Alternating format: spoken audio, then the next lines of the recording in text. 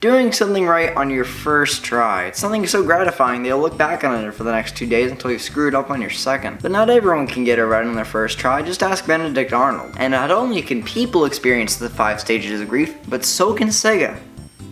Which means we truly are alone. E3 is truly a time where gamers can come together to complain about how Capcom can't keep it together. Essentially, E3 is a glorified press event where all of the big video game titans and EA flex their muscles and try to one-up each other. Now, E3 isn't perfect nowadays. Non-existence aside, you mostly come for the big guys like Nintendo, Microsoft, and Sony. These companies usually don't hold back in giving each other a slap in the form of a $60 price tag. I specifically love Nintendo's offerings. How could you tell? Microsoft I tuned into to see what all the fuss is about, and Sony, well, but what if I wanted to go back to a time when E3 wasn't cool? Heck, before it even existed. I need to be more specific. The Sho Shinkai press conferences were E3 before E3. I've discussed it and its untimely demise before, but some of the showings they had on offer were decently substantial. But these were all about Nintendo. Sega wasn't cool enough to get their own press conference. So why not have a whole new conference where everyone can cut in on a piece of the pie? And what became of that thought was E3 1995.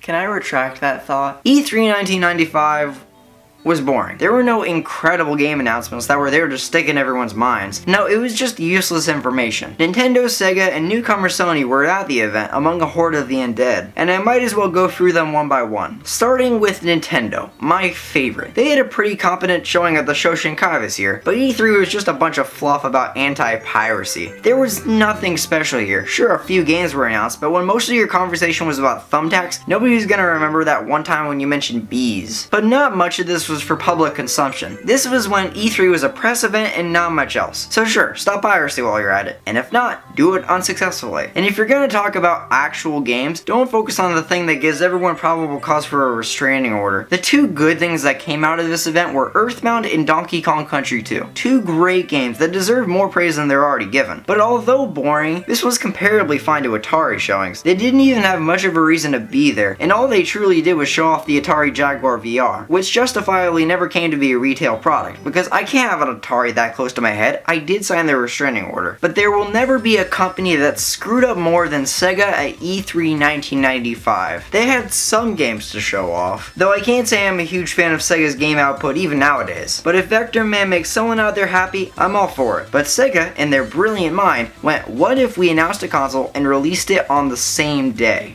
This is why nobody does that. Some stores flat out refused to sell the Sega Saturn because of such short notice. And fast forwarding a few years, nobody knew anything about this console. Sega's eventual spiral out of the console market stems from this one really stupid decision. They had fine enough games to show and didn't sit there complaining about Blackbeard's hobbies, but this mistake practically cost them their entire reputation. So it's a good thing the 3DO didn't even have one. 3DO's conference was pitiful. They mainly talked about their upcoming console, the M2, which got cancelled in 1997. But so did the Twisted Tales of Felix the Cat, so don't feel too bad. All of these demos look like they hopped right out of pre-rendered cutscene land. This is 1995 we're talking about. I should be thankful that my SNES games still work after blowing in them for the 9th time. I don't think anyone believed for 1 second that this was real gameplay. I mean, look at this. I understand false advertising is a great marketing ploy, but I find Abe Lincoln coming back to life more believable than these graphics being on the market in the mid-90s. But Sony wasn't that bad, honestly. They talked about why they would be entering the video game market. They showed off a few notable titles that I wouldn't be caught dead playing, but it showed that they were a force to be reckoned with. Speaking of which, anyways, join me for a brief presentation.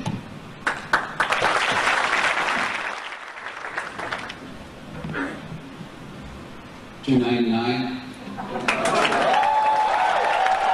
the PlayStation would be releasing at a retail price far lower than that of the Sega Saturn. This was at a time when video game companies were out to get each other, and why yes, I'm still unreasonably angry after Sega claimed they did what Nintendo don't. Sony was looking to put Sega in its place, which is something they definitely didn't need after making one of the biggest mistakes of the company's history. But this was definitely telling of what was to come from this first generation of 3D consoles. Sony would go on to exceed everyone's expectations, and Sega would be questioned on its existence. And Nintendo would do fine, but make a poor decision that would put them behind Sony, and everyone else that was there didn't serve much of a big purpose. Square showed off Chrono Trigger, and Capcom showed Resident Evil, but outside of the big three, nothing was too attention-grabbing. So the first E3 overall was nothing like it is today. It felt more like a giant investors meeting where everyone showed off how much better they were than everyone else. Sega went for the novelty of doing something so stupid that everyone would gawk. Nintendo tried to make sure that their games were their games. I better not see this ape on an Xbox 360. And Sony was just better than everyone else. What they didn't have in games, they made up for in pricing and shock value. Other than that, the 3DO was the 3DO, and Atari was on life support. All in all, this was an E3 that nobody should care about because nothing of note happened, and there isn't that much to discuss. There might have been competition, but little to no presentation was utilized. You get the same reaction out of a slideshow. I mean, nowadays you have all of these.